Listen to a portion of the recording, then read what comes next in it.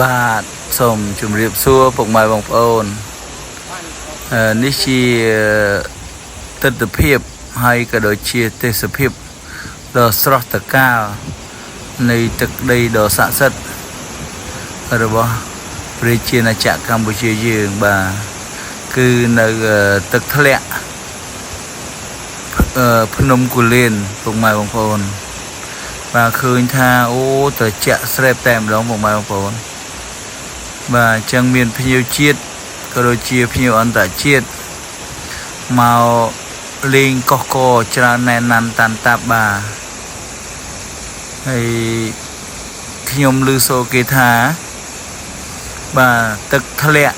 នៅឯភ្នំគូលែននេះគឺជាបាទទឹកដ៏ស័ក្តិសិទ្ធិបាទជាដូចទឹកអមរិតមួយដែលប្រោះព្រំបាទជួយឲ្យពុកម៉ែបងប្អូនមានអារម្មណ៍ស្រស់ស្រាយបាទស្បើយពីទុក្ខកង្វល់ផ្សេងបាទ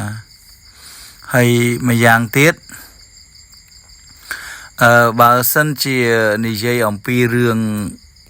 កម្រឬរឿងមិនងាយបានទៅលេងគឺពិតជាត្រឹមត្រូវឲ្យពុកម៉ែបងប្អូនព្រោះដោយសារអីដោយសារឆ្ងាយបាទឆ្ងាយកម្រមានអ្នកបានទៅណាហើយ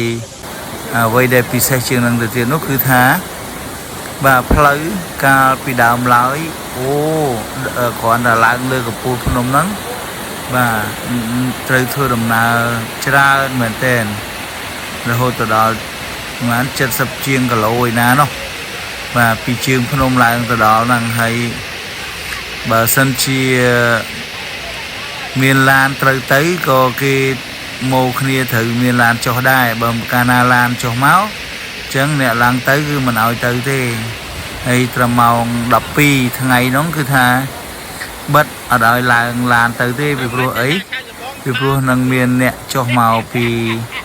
លេងទឹកជ្រោះហ្នឹងបាទលេងទឹកធ្លាក់នៅលើភ្នំគូលែនហ្នឹងគាត់ចុះមកអញ្ចឹងផ្លូវប្រប៉ុណ្ណតាឡានណាប៉ុន្តែឡានមួយទេពុកម៉ែបងប្អូនតកងឡានគាត់ប្រាប់ខ្ញុំអញ្ចឹងគាត់ថាតាហ៊ាន